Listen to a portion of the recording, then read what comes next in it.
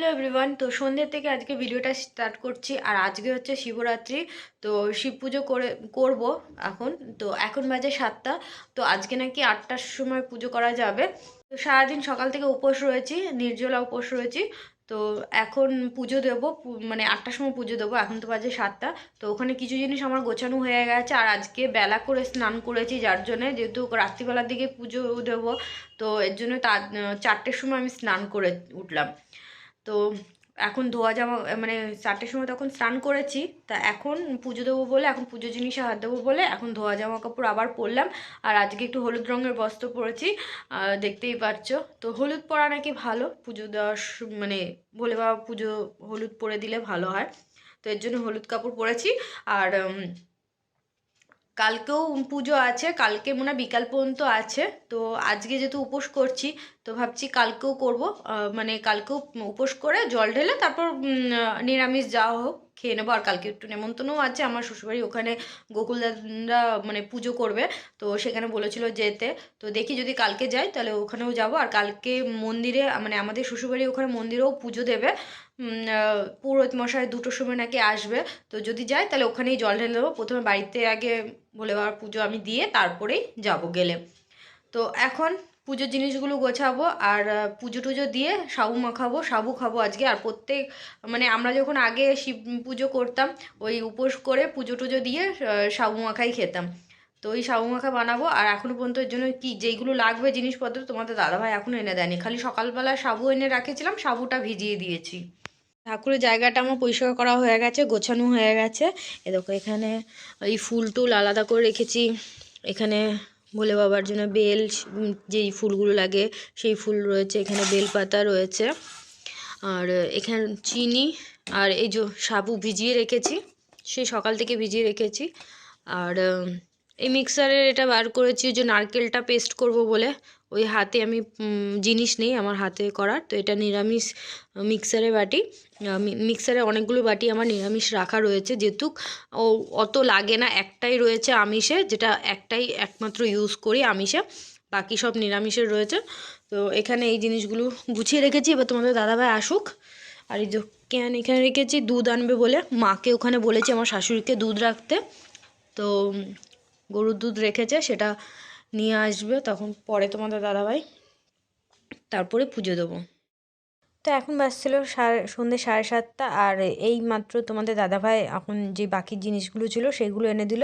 তো এখানে এনেছে কিছু ফল এনেছে, তারপর ওই বাড়ির থেকে দুধ আনার কথা ছিল, তো ক্যান তো ভুলে গেছে। সেই লাস্টে একটা ছোট গ্লাসে করে বাড়ির থেকেই পুজোর একটা গ্লাসে করে তারপর লাস্টে দুধটা এনেছে। আর ওখানে আরও মানে কলা টলা ওইগুলো যেটা সাবু মাখাবো সেগুলো এনেছে। ওখানে মিষ্টি এনেছে। তো এখানে আমি ফলগুলো এক এক করে কেটে নিচ্ছি। আর ওখানে ছোট আমি থালার মধ্যেই আমি কেটে ফলগুলো রাখছি, কারণ খুব একটা বেশি তো ফল প্রসাদ নেই, অল্পই আছে।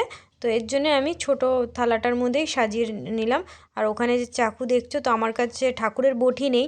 সে যখন খুব বেশি ফল প্রসাদ থাকে তখন নাই উপরে দিদির কাছ থেকে ঠাকুরের বটিটা আনি। বাট আমার কাছে এই মানে ঠাকুরের ছুরিটা রেখেছি নিরামিষ। তো এটা দিয়েই আমি কেটে নিচ্ছি। তো ওখানে ফল কাটা হয়ে গেছে, জায়গাটা একটু পরিষ্কার করে নিলাম। এবার একটা বাটি বার করলাম, এর মধ্যে মিষ্টিটা রাখবো। তো এখানে ছানার জিলিপি এনেছে, অনেকগুলি এনেছে। এগুলো এখন ঠাকুরকে আমি বলেছিলাম ছানার জিলিপিটা আনতে, তো এর জন্য ছানার জিলিপিটা এনে দিয়েছে। আর এখানে কিছুটা ফল প্রসাদ বেঁচে গেছে, মানে সব কটা ফল প্রসাদ আমি কাটিনি, কিছুটা রেখে দিয়েছি। কালকে যেহেতু আবার পুজো দেবো, কালকেও যেহেতু শিবরাত্রি আছে, আজকেও আছে কালকেও আছে, তো কালকেও আরেকবার পুজো দেবো বলে কিছুটা ফল প্রসাদ আমি রেখে দিয়েছি। তো ওখানে সব গোছানো হয়ে গেছে, এবার পুজো দিয়ে নেব ভোলে বাবার। তো এই শিবলিঙ্গটাকে সামনে নিয়ে আসলাম, আর একটা কাঁসার থালার ওপরে রেখে স্নান করিয়ে নেব। আর অভিষেকও করিয়ে নেব। প্রথমে আমি গঙ্গা জল দিয়ে, শুধু নর্মাল গঙ্গা জল দিয়ে স্নান করিয়ে নিচ্ছি। তারপর আমি ওর মধ্যে একটা ঘটিতে দুধ, ওর মধ্যে দিয়ে দিচ্ছি একটু চিনি। আর যে ভাং পাওয়া যায়, ঠাকুরকে ভাং চড়ানো হয় সেই ভাং, তো সেইটা দিয়ে মিক্স করে রেখে দিয়েছি। আর এখানে এখন আমি মধু আর ঘি, আর এখানে রয়েছে দই আর চন্দন আর অষ্টগন্ধা, এইগুলো দিয়ে আমি অভিষেক করে নেব। তারপর আবার গঙ্গা জল দিয়ে স্নান করিয়ে তারপরে আমি দুধের মধ্যে যে ভাং মিশিয়ে রেখেছিলাম সেই দুধটা ভোলে বাবাকে চড়াবো। তো ছোটোবেলার থেকে যেরমভাবে আমি পুজো করে এসেছি তো আমি সেভাবেই পুজো করলাম। আমি অত হয়তো নিয়ম ভালো মতন হয়তো জানি না, হয়তো জানি না, তোমরাই দেখে বলতে পারবে কোনটা ভুল করছি কোনটা ঠিক করছি। বাট ছোটোবেলা থেকে আমি যেরমভাবে করে এসেছি আমি নিজের মতন করে মানে জেনে এসেছি, তো সেভাবেই আমি পুজো দেওয়ার চেষ্টা করেছি। আর ভুল ত্রুটি হলে ঠাকুর ক্ষমা করুক। আর এখানে ঠাকুরকে এবার আমি জায়গায় দিয়ে ফুল টুল এবার চড়িয়ে দেবো ওখানে। যেই ফুল ভোলে বাবা চড়ে সেই ফুলগুলোই চড়িয়েছি, আর ওখানে বেলও চড়িয়ে দিয়েছি। আর এবার তার সাথে সাথে সব ঠাকুরকেও আমি ফুল দিয়ে সাজিয়ে নেব। আর সবার লাস্টে চড়াচ্ছি এখন বেলপাতা। তো অনেকগুলো বেলপাতা আছে, কিছু বেলপাতা আমি এখন চড়াচ্ছি। আর কালকে সকালে যেহেতু পুজো দেবো অত সকালে তো আর আনা হবে না, তো আমি সকালের জন্য কিছুটা বেলপাতা রেখে দিচ্ছি। আর এখানে যে ফল প্রসাদগুলো কেটে রেখেছিলাম সেইগুলো এবার এখানে সামনে ঠাকুরের সামনে দিয়ে দিচ্ছি। এবার প্রদীপ আর ধূপকাঠি জ্বালিয়ে এবার আমি পুজোটা সেরে ফেলবো।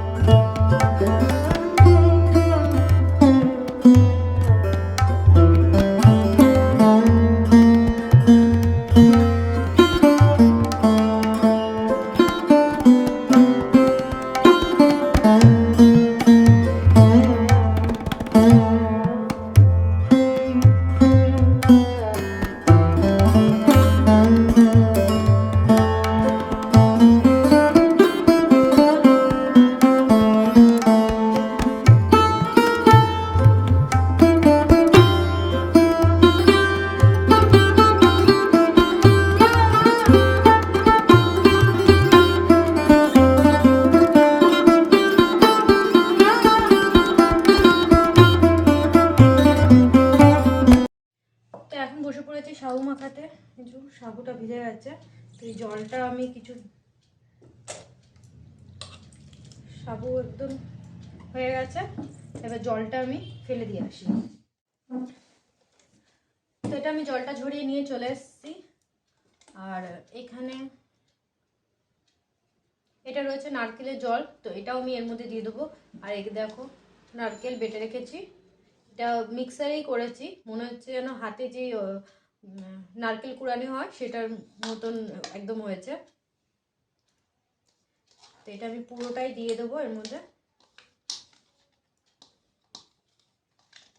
আর এই সাবু মাখাতে বেশি কিছু লাগে না, শুধু এই যে নারকেল, সাবু, দুধ আর কলা, চিনি, বাস।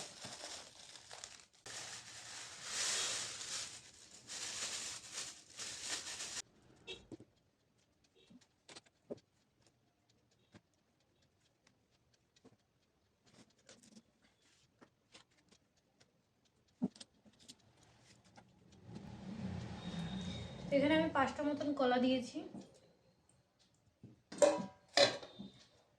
এবার যে দুধ, কলাগুলোকে ম্যাশ করে নিতে হবে এরকম হাত দিয়েই।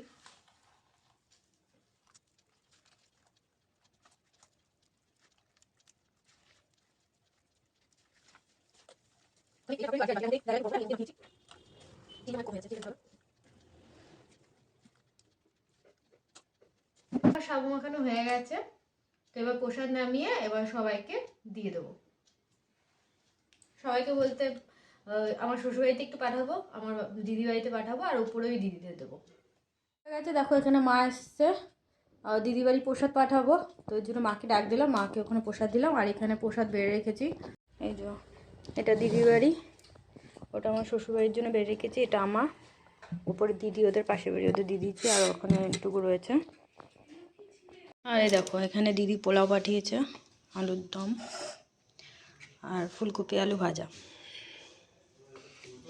তো শিবরাত্রি পুজো আমার হয়ে গেছে, শুধু ওই অল্প বাটিতে প্রসাদ আর রাখিনি, প্রসাদ আর খেতে ইচ্ছে করে না, তো সবাইকে দিয়ে শেষ করে দিয়েছি।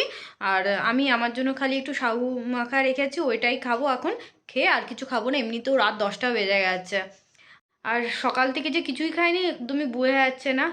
অবশ্য এখন ডায়েট করে এমন হয়েছে যে সারাদিন কিছু না খেয়ে থাকলে অসুবিধা হয় না। লক্ষ্মী পুজোর দিনকেও সারাদিন কিছু খাইনি, কোনো অসুবিধা হয়নি। আর মাঝের মধ্যে এমন হয়েছিল আমি পুজো করা মানে উপোস করা বন্ধ করে দিয়েছিলাম, কারণ না খেয়ে থাকতে পারতাম না বলে। তো আবার যখন ডায়েট শুরু করি তখন ঠিক না খেয়ে থাকা যায়, মানে একটা যাই হোক অভ্যেসের দায়ী হয়ে যায়, না খেতে খেতে খাওয়ার অতটা রুচি আসে না। তো যাই হোক, ওখানে আমার রান্নাও নেই, ভেবেছিলাম তোমাদের দাদাভাইয়ের জন্য রান্না করতে হবে, কিন্তু আর করতে হলো না, দিদি ওখান দিয়ে খাবার পাঠিয়ে দিয়েছে। আর অল্প সাবু মাখা রেখেছি, আর ও ফল প্রসাদ বললো রাতে খাবে না, তো ওর জন্য রাখিনি, সবাইকে দিয়ে দিয়েছি। তো চলো আজকের মতন ব্লগটা আমি এখানে এন্ড করছি, আবার তোমাদের সাথে দেখা হচ্ছে নেক্সট ভিডিওতে।